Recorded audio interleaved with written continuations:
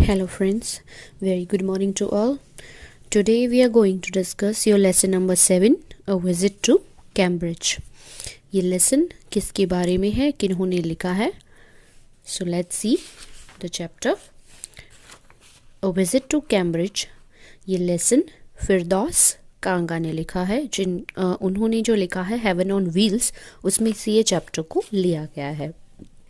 Before you read, this is the story of a meeting between two extraordinary people, both of them disabled or differently abled.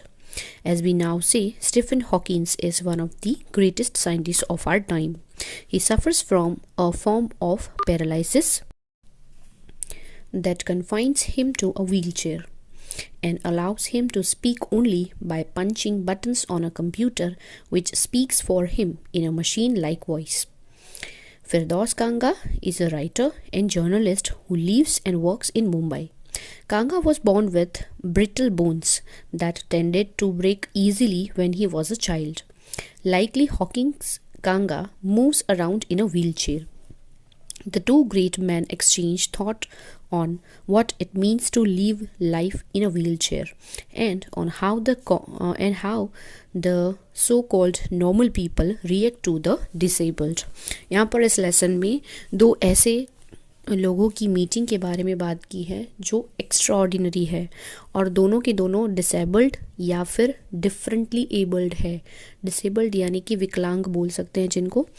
और यहाँ पर एक है जिनका नाम है स्टीफन हॉकिंस, जो बहुत ही ग्रेट साइंटिस्ट है, और दूसरे जो हैं जिनका नाम है फिरदौस कांगा. वो एक जर्नलिस्ट है, एक राइटर है जो मुंबई में वर्क करते हैं. जब वो स्टीफन हॉकिंस से मिलते हैं तो दोनों ही कुछ न कुछ ऐसे डिसेबिलिटी से दोनों ग्रसित हैं, तो दोनों के लिए ये क्वालिटीज़ दोनों में सेम है. तो यहाँ पर जो फिरदौस कांगा है उनको भी ब्रिटल बोन्स के रिलेटेड एक वो भी उनसे ग्रसित है, जिसमें बोन्स जो है वो इजीली उनके क्रैक हो जाते थे. सो बचपन से ही उनको भी ये एक डिसेबिलिटी मिली थी या फिर उनमें आई, और फिर स्टीफन हॉकिंस को भी ये कुछ तरह से डिसेबल हो गए वो भी. तो इन दोनों की ये जो कमियां हैं यहाँ पर मिल गई हैं और दोनों को में ये जो कॉमन क्वालिटी है इसकी वजह से दोनों को लग रहा है, फिरदौस कांगा भी यही फील कर रहे हैं इसमें यहाँ पर कि कुछ ऐसी बात है हम दोनों में जो सेम है, जिसकी वजह से वो बहुत ही एक्साइटिंग फील कर रहे हैं जब वो स्टीफन हॉकिंस से मिलते हैं. और यहाँ पर वो मिलते हैं तब डिस्कस कर रहे हैं कि जो नॉर्मल पीपल है वो डिसेबल पर्सन के बारे में क्या रिएक्ट करते हैं. So let's start the lesson. Cambridge was my metaphor for England, and it was strange that when I left it had become altogether something else because I had met Stephen Hawkins there. Cambridge जो है वो मेरे लिए अब England का एक metaphor बन गया है. क्यों? It's strange that वो strange because I left it had become all together sometime else. और एक रीज़न ये भी है कि वहाँ पर मैं जाके स्टीफन हॉकिंस से मिला, इसलिए वो मेरे लिए अब और भी खास बन गया है. It was on a walking tour through Cambridge that the guide mentioned Stephen Hawkins, poor man who is quite disabled now, though he is worthy successor to Isaac Newton, whose chair he has at the university.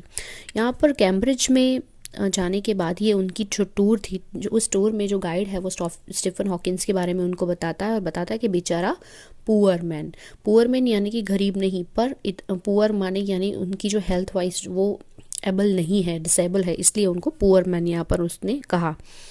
और आगे उनके बारे में जब बताता है तो वो भी ये भी बताता है कि जहाँ पर आइजैक न्यूटन जिस चेयर पे काम कर रहे थे आज उनकी जगह पर स्टीफन हॉकिंस काम करते थे. तो ये बहुत ही बड़ी बात थी यूनिवर्सिटी के लिए और फिरदौस कांगा के लिए.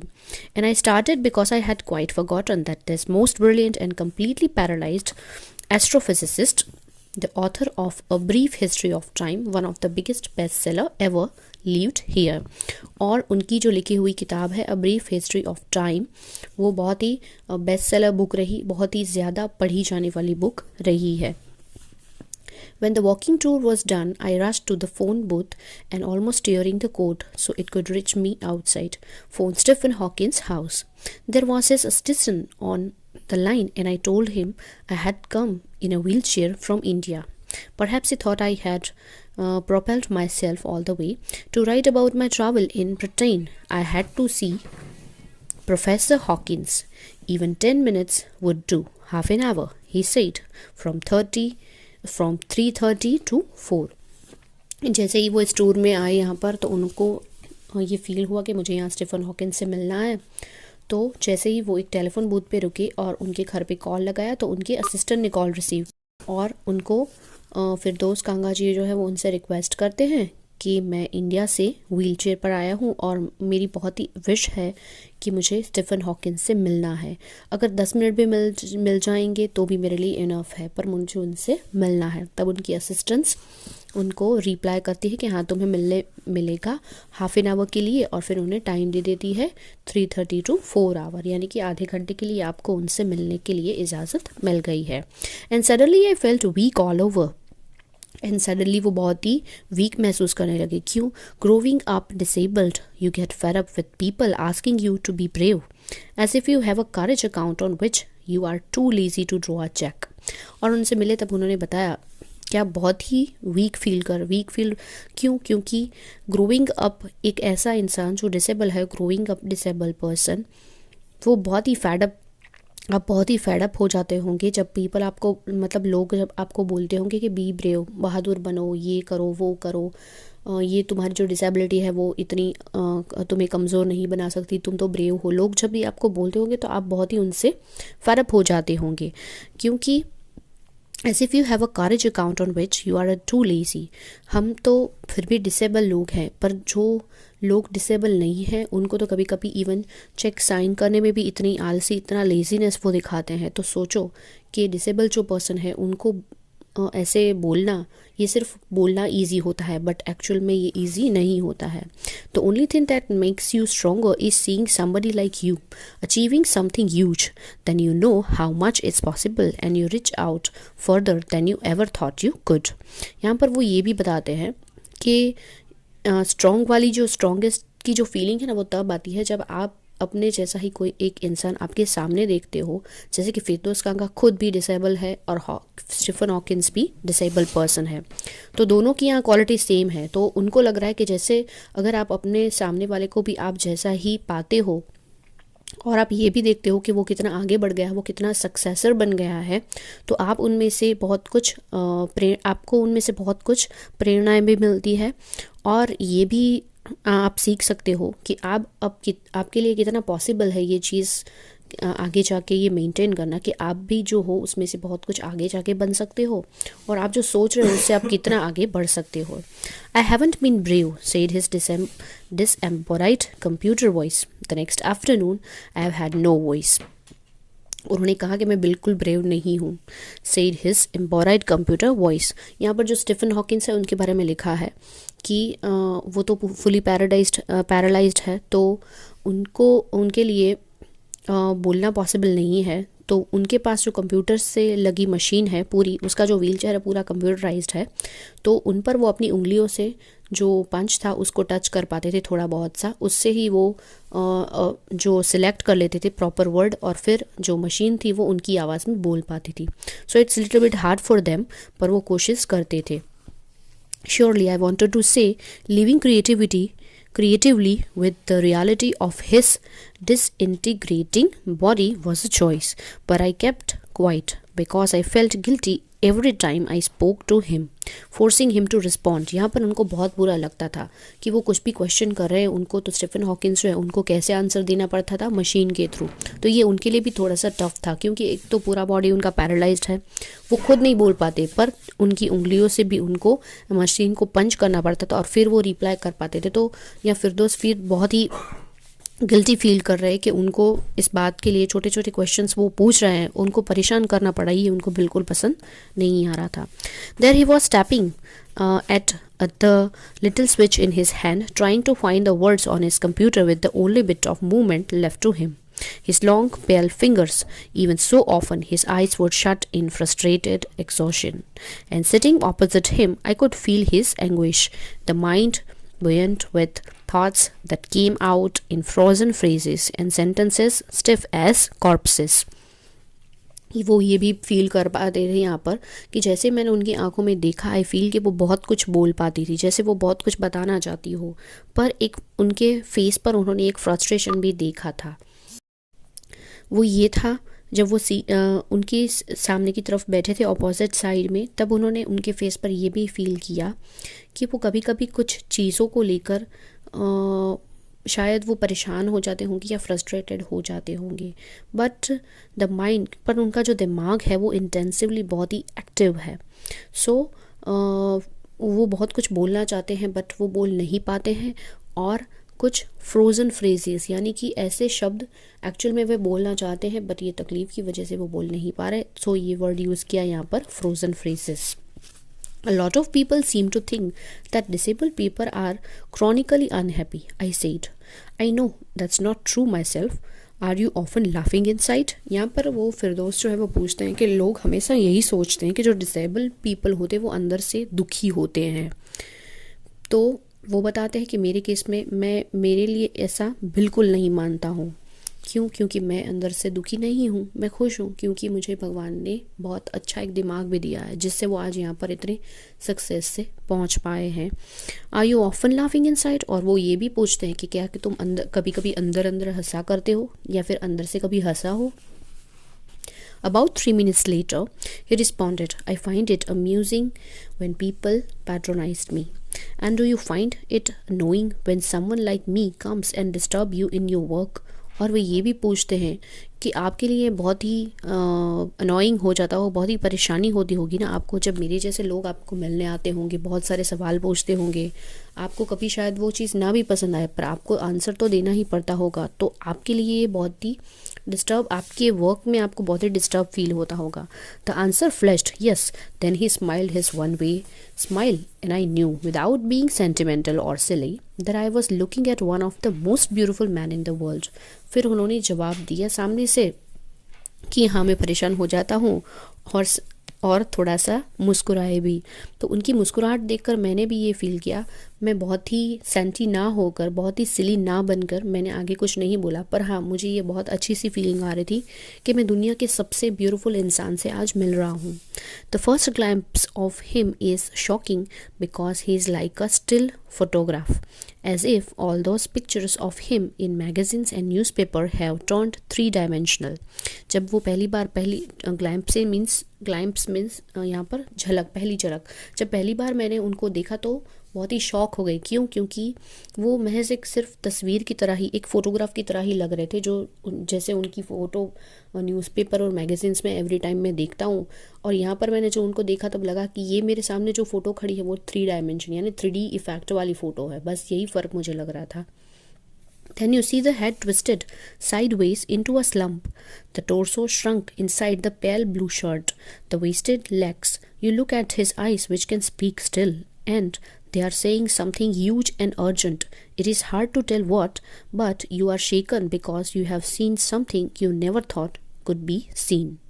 यहाँ पर उन्होंने ये भी बताया कि आप देख सकते हो उनकी फ़ोटो में कि उनका जो हेड है वो ऐसे झुका हुआ है दूसरी तरफ, मतलब एक साइड में वो जैसे कि दूसरे हाथ के सहारे वो ऐसे ही लटक रहा हो मानो।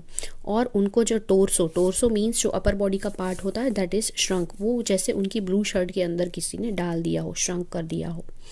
एंड वेस्टेड लेग जो अब काम के नहीं रहे, और उनकी आंखें जो आज भी बहुत कुछ बोल पाती थी, ऐसा मानो उनकी आंख को देखकर ऐसा लग रहा था कि वो मानो बहुत कुछ अर्जेंटली हमें कुछ बताना चाहती है पर वो बोल नहीं पाती है, but it is hard to tell what, पर हम ये जान नहीं सकते कि वो क्या बताना चाहती है। But you are shaken because you have seen something, पर आप ये देखकर बहुत ही मतलब पूरे जैसे हिल ही जाएं आप ये सारी चीज़ों को देखकर कि आप ये जज नहीं कर पाते कि वो क्या कहना चाहते हैं। Before you like a lantern whose walls are worn so thin you glimpse only the light inside is the incandescence of a man. The body almost irrelevant, exists only like a case made of shadow. So that I no believer in eternal souls know that this is what each of us is, everything else and ancestry. यहाँ पर उन्होंने ये भी बताया कि कुछ lanterns तो ऐसे होते हैं जो जैसे कि वॉल पर लटकाए हुए होते हैं और वो रोशनी देते हैं, पर कुछ लोग ऐसे होते हैं जिनके अंदर की रोशनी जो है वो बाहर की तरफ दिखती है, कि उनकी जो अंदर की अच्छाइयाँ होती है ना वो बाहर दूसरे लोगों को भी उतना ही प्रभावित करती है।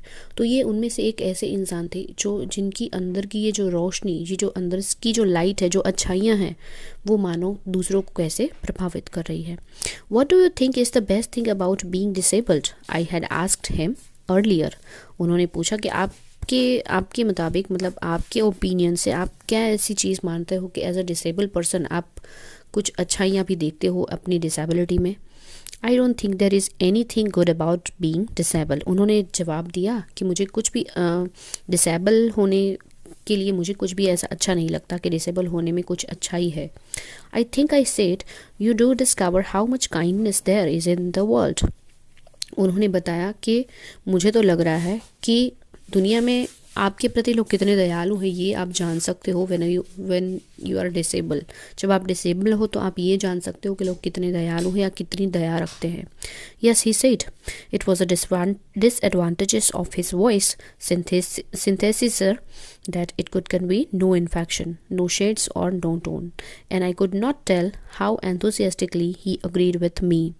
और उन्होंने बताया कि हाँ, ये बात तुम्हारी मैं अग्री करता हूँ, पर ये बड़ा ही डिसएडवांटेज होगा मेरे लिए कि मैं कुछ बोल नहीं पाता, और ये जो मशीन है could not convey no inflection, no shades और टोन।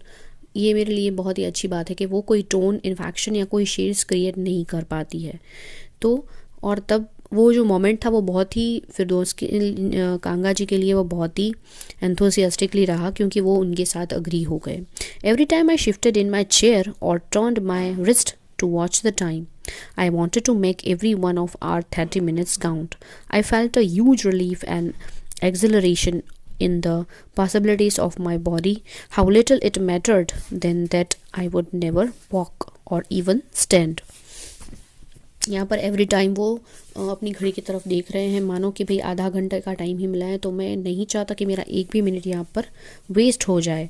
एंड ये जो मोमेंट उनको मिला है वो बहुत ही उनके लिए ख़ास रहेगा, तो ये उनकी एक मिनट भी वेस्ट करना नहीं चाहते। I told him how had been an inspiration beyond cliche for me and surely for others. Did that thought help him? No, he said, and I thought how foolish I was to ask when your body is a claustrophobic room and the walls are growing narrower day by day. It doesn't do much good to know that there are people outside smiling with admiration to see you breathing still.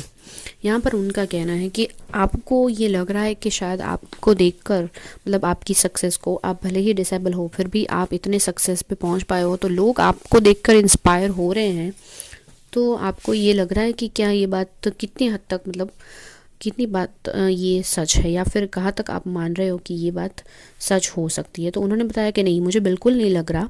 और फिर उनको लगा कि मैंने बहुत ही एक foolish सा question उनको पूछ लिया है कि एक क्लस्ट्रोफोबिक पर्सन, जैसे उनकी दीवारें उनके नज़दीक आ रही है, मतलब यहाँ पर वो एक लिमिटेशंस में मानो बन चुके हैं कि वो उनकी जो लिमिटेशन है उससे आगे वो कुछ नहीं कर सकते। तो यहाँ पर उनको लग रहा है कि ये बिल्कुल इंस्पिरेशन नहीं लगेगा, उल्टा यहाँ पर उन्होंने लिखा there are people outside smiling with admiration to see you breathing still.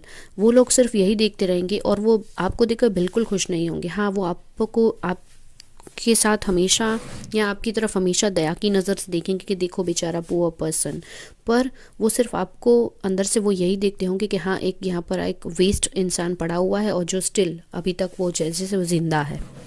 Is there any advice you can give disabled people, something that might help make life better? या आप कोई ऐसी एडवाइस देना चाहते हो डिसेबल्ड पर्सन के लिए जो शायद उनको कोई हेल्प कर सके? They should concentrate on what they are good at. I think things like the disabled Olympics are a waste of। तो उन्होंने जवाब दिया कि जो डिसेबल पर्सन है उनको सिर्फ उसी चीज़ों पर कंसंट्रेट करना चाहिए जिसमें वो खुद अच्छे हैं।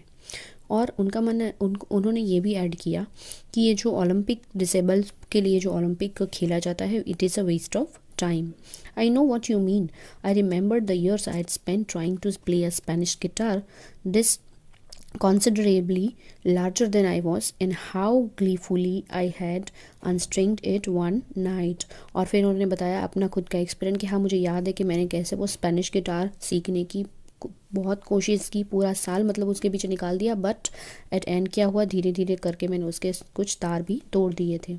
The half hour was up. I think I have annoyed you enough, I said grinning. Thank you sir for. फिर आधा घंटा यहाँ पर जैसे पूरा हो गया था, उन्होंने बताया कि हाँ मुझे लग रहा है कि अब आधा घंटा हो गया, मैंने आपको बहुत ही परेशान कर दिया है. So I said grinning and thank you, और फिर उसे थैंक यू बोलते हैं. Stay stay I waited, have some tea, I can show you the garden. और फिर उन्होंने जैसे बोला कि रुक जाओ, वेट करो थोड़ा सा, चाय पी के जाना, मैं तुम्हें अपना गार्डन दिखाता हूँ. The garden was as big as park, but Stephen Hawkins covered every inch, rumbling along in his motorized wheelchair while I dodged to keep out of the way. We couldn't talk very much. The sun made him silent, the letters on his screen disappearing in the glare. अब जैसे ही वो उसे मुझे garden में ले गए, तो वो गार्डन किसी पार्क से छोटा नहीं था, वो बहुत ही बड़ा था, मानो कोई पार्क ही है. और वहाँ पर जाते ही वो अपनी व्हीलचेयर में आसानी से कहीं भी घूम पा रहे थे. हाँ, हमने कुछ बहुत ज़्यादा बातें नहीं की है, बट फिर भी उन लोगों के बीच में जैसे कोई एक अजीब सा रिश्ता बन गया था. क्यों? क्योंकि वो दोनों ही डिसेबल थी. An hour later, we were ready to leave. I didn't know what to do. I could not kiss him or cry. I touched his shoulder and wheeled out in the summer evening. I looked back and I knew he was waving. Though he wasn't, watching him, an embodiment of my bravest self, that one I was moving towards, the one I had believed in for so many years. Alone, I knew that my journey was over for now. फिर 1 घंटा होने के बाद जैसे अब समय हो गया था मेरा जाने का, और फिर मैं जैसे ही जा रहा था, पता नहीं मुझे क्या हो रहा था, ना तो मैं उनको किस कर पा रहा था, ना मैं रो पा रहा था. जस्ट मैंने सिर्फ उनके शोल्डर पर हाथ रखा और फिर उनकी व्हीलचेयर को मैं अंदर लेकर गया. और फिर जब वहाँ से मैं गुजर रहा था, जा रहा था, तो मुझे लग रहा था कि मानो वो पीछे से हाथ हिलाते हुए मुझे बाय बोल रहे हैं, बट जबकि वो वहाँ पर थे नहीं, पर मुझे ऐसा फील हो रहा था. अब जाते समय यहाँ पर मैं ये फील कर रहा था कि मेरी जो जर्नी है वो बहुत ही अच्छी रही, वो सक्सेसफुल रही, और जिसका अब यहाँ पर एंड हो रहा है. सो here we are end our lesson, and I hope you enjoy the lesson and understand very well.